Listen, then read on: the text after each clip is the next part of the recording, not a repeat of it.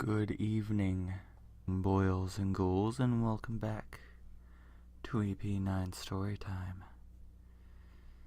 And, I figured I would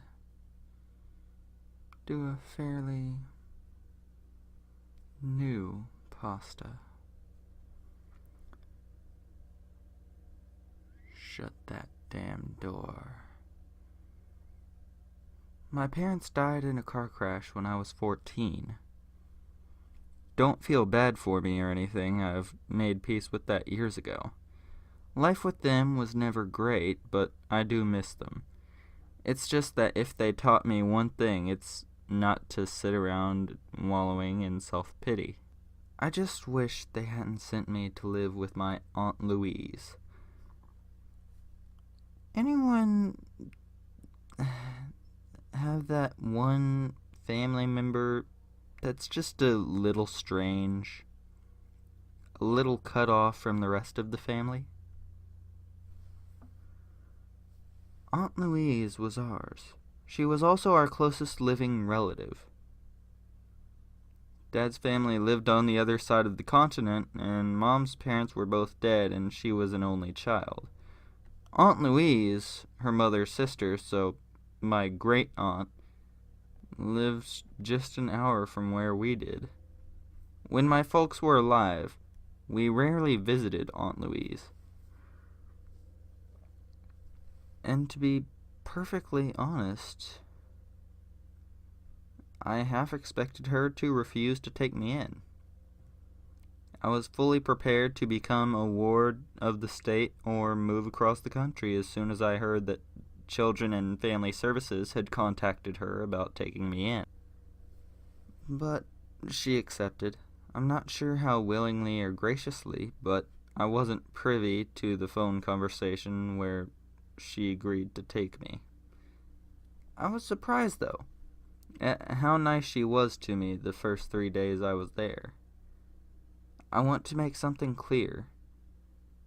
While Aunt Louise was cranky, odd, eccentric, uncouth, and several other less than flattering adjectives, she wasn't a complete bitch. She had a rather abrupt, even abrasive way of speaking, but she wasn't cruel. I had never taken the time to really get to know her during my initial 14 years. But I could tell that she mostly kept to herself and didn't particularly like people. So naturally, I assumed that she was a reclusive, curmudgeonly bitch. Really, what surprised me most when I first moved in is how normal everything seemed.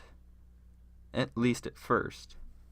Aunt Louise cooked, cleaned, watched TV, talked to neighbors on the phone, etc., just like anyone else would.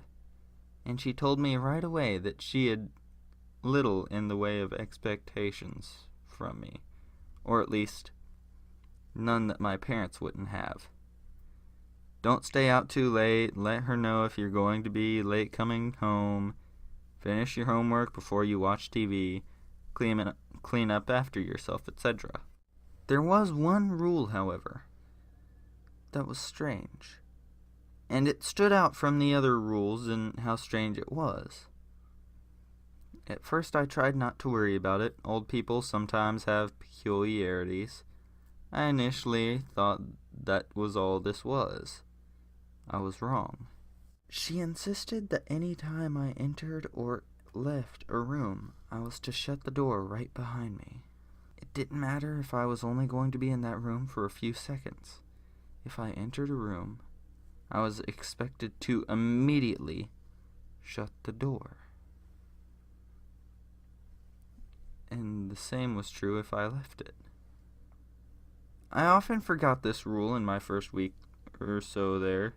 She never failed to remind me of it. "Shut that damn door!"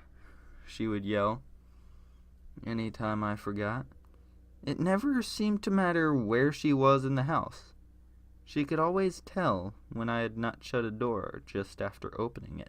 Her house was old, and my understanding is that she was not its first owner. She had lived in it since Mom was a girl. I had no idea how old it was. It could easily have been over 100, judging by its design and layout. It had 2 floors, a basement and a sub-basement. The last floor threw me for a bit of a loop when I discovered it existed.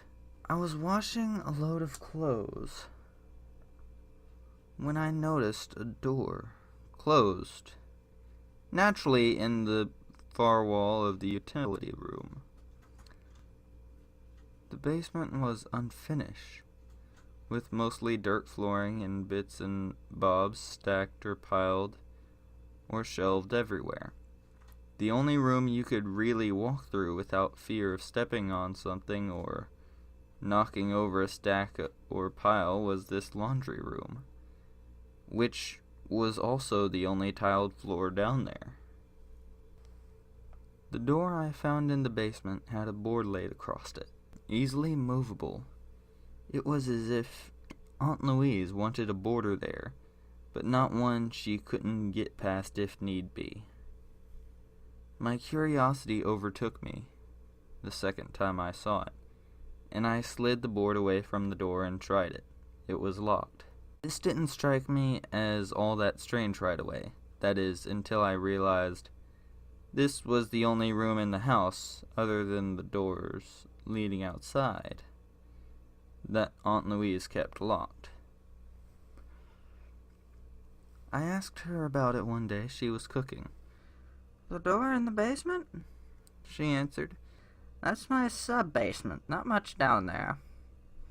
I mainly keep my preservatives down there. It's cool enough for them to keep." "Right," I answered. This didn't really explain why she kept it locked. So if I ever wanted to take a look around down there? "For the love of Christ, boy, why would you want to do that?" I noticed with that response that her face had changed. Aunt Louise mostly wore the same expression, a scowl like someone had just tracked mud onto her freshly shampooed carpet. Again, she wasn't as nasty as her expression indicated, but it was the expression that she was most used to making, apparently. When she responded to my desire to see what was behind that door, her eyebrows raised and her mouth quivered for just a second before answering. It was so slight, others might not have noticed it, but by that time I knew enough about Aunt Louise to equate that with a scream of horror. I knew then that I had to see what was behind that door. I had always been a curious type, you see. I've never been able to stay away from something that aroused my curiosity, even if my good sense told me better. I wanted nothing more after that than to see what was in that sub-basement. But how was I to get around the lock? That was going to be an issue. Aunt Louise kept all her keys on a single ring. There weren't that many of them, but I figured if the door to that sub-basement was anywhere, it was there. I just had to find a way to take it from her. This turned out not to be so simple. For one thing, it was not possible to get around the house without being heard. I couldn't sneak from my bedroom to hers in order to sneak the keys without opening and closing all doors in between us. Mine, the door in the far part of the hallway, and hers. Believe me, even if I simply left all doors open, she somehow knew. I once had to go to the bathroom one night, and I forgot to close the hallway door. I had just made it to the bathroom when I heard her yell, even while asleep, "Shut that damn door!" I hurriedly turned back and went to close the hallway door, and went forgetting to close the bathroom door, and I heard it again, "Shut that damn door!"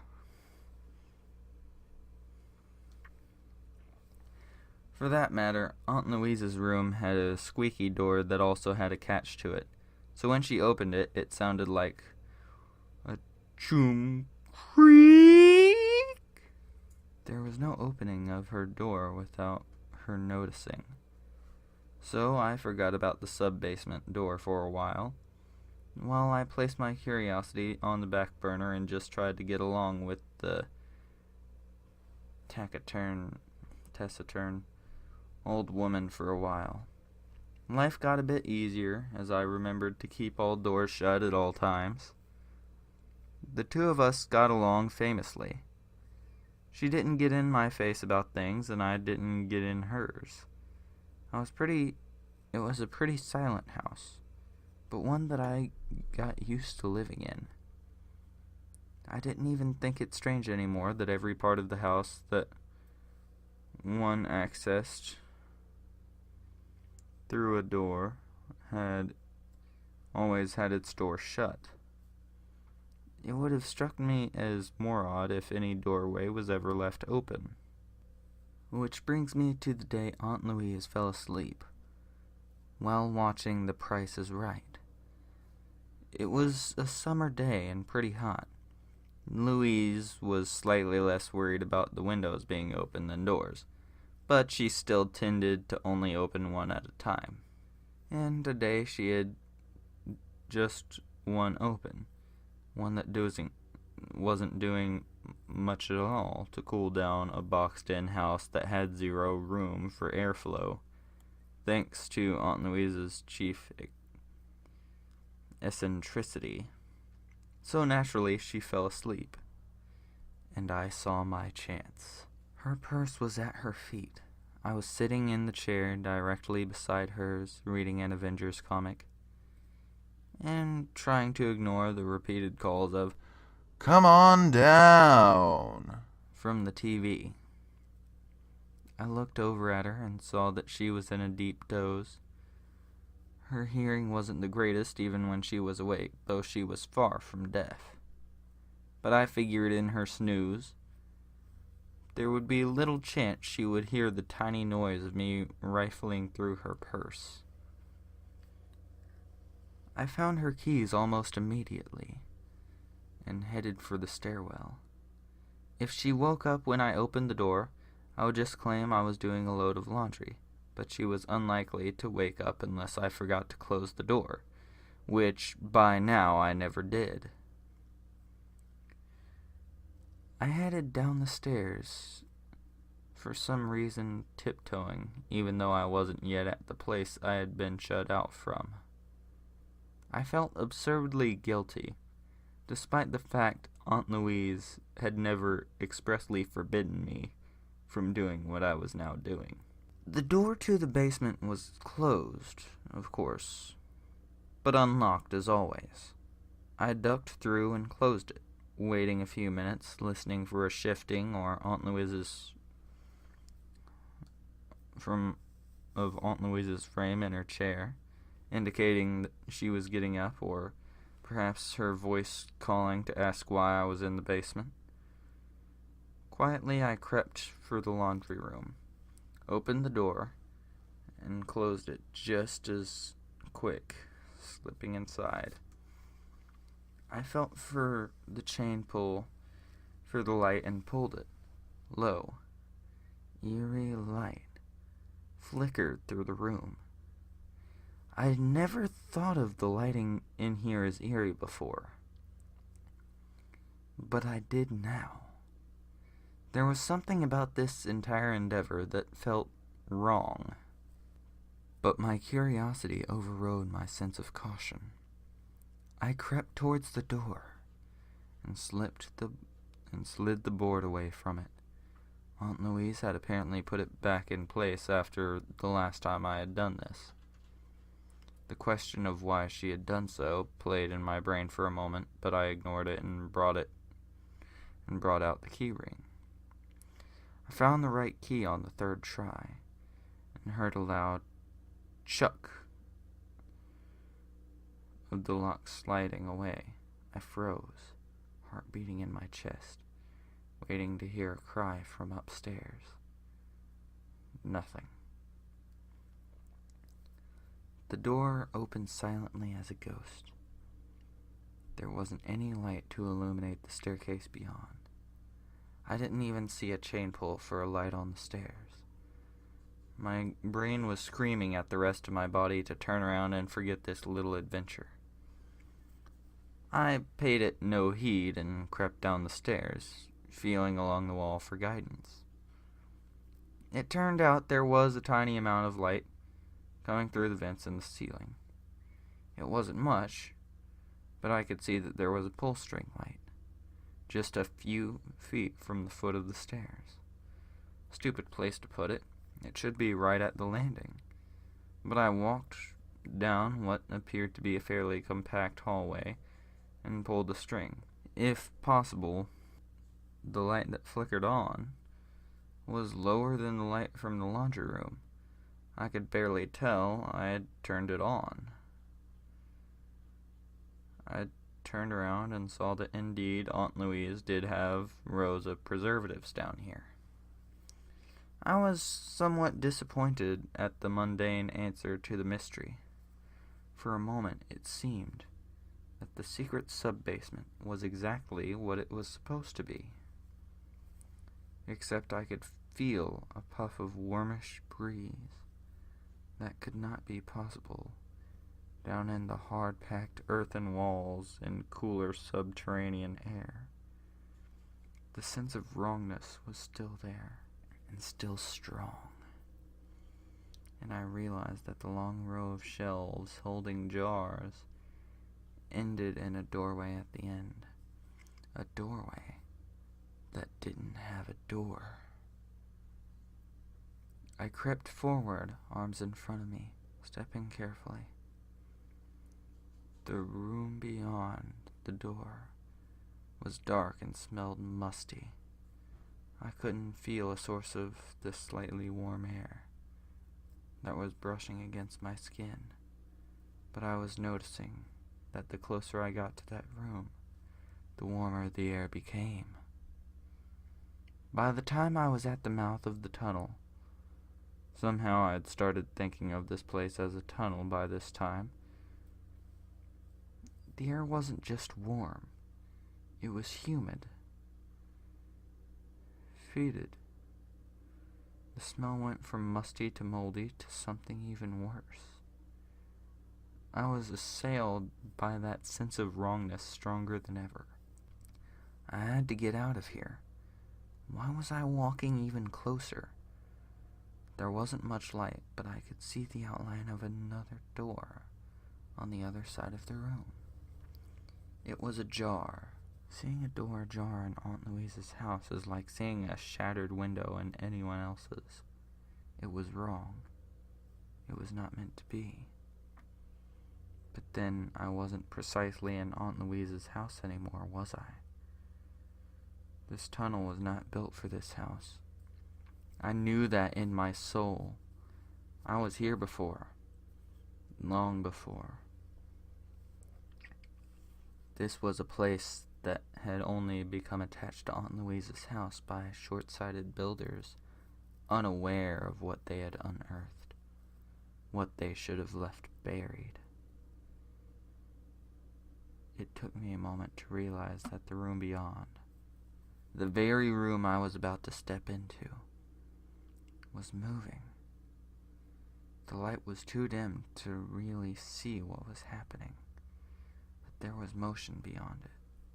Unceasing, slow, lazy motion. Along the walls, the floor, I could hear a slight squelching noise from its every corner. Things were crawling, expanding their pulpous flesh, and looking at me, daring me to cross that floor and shut the door on the far side, forever closing out what might be coming through it.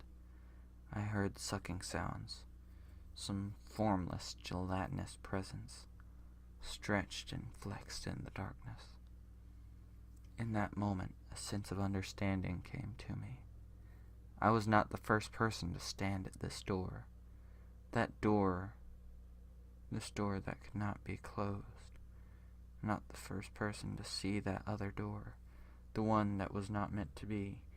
Standing open on the other side and knowing it always would until someone worked up the courage to cross the threshold and close it. Aunt Louise had not had the courage, and so she fled, and kept every door in her house closed at all times, hoping against hope that keeping her doors closed at all times would alert her when whatever was beyond that damn door finally came for her. I didn't have the courage either. I turned and fled and never looked back. When I was 16, I moved out of Aunt Louise's and into a halfway house. Once I was 18, I got a job upstate and moved there. I never went back to Aunt Louise's, and never called her either. Tried hard not to even think about her. But I haven't been successful. I still think back to that day I stood at that doorway, about the squelching, wriggling things that waited in the dark. I wonder if Aunt Louise had ever found the strength to cross the room and shut that damn door.